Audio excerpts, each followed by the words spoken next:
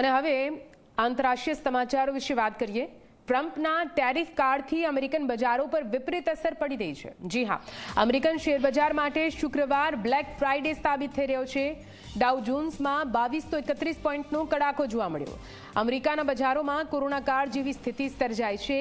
વર્ષ 2020 પછી ડાઉ જોન્સમાં સૌથી મોટો ઘટાડો અત્યારે નોંધાયો છે।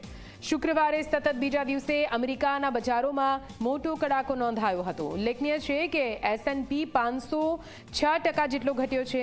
તે સમયે Dow Jones Industrial Average 2231 point તૂટ્યો।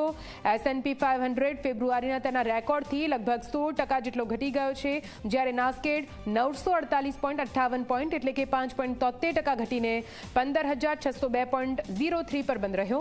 US federal રિઝર્વના chairman જેરોમ પોવેલે જણાવ્યું હતું કે ટ્રમ્પના ભારે ટેરિફ લાદવાથી અમેરિકામાં મોંઘવારી અને મંદી વધવાનું ખૂબ જ જોખમ રહેલું છે।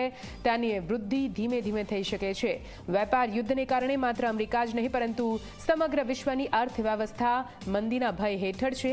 આ ટેરિફથી માલના ભાવ વધશે, જેનાથી ફુગાવો પણ વધશે અને તેનાથી માંગ ઘટશે, જે મંદીનો માર્ગ મોકળો કરશે।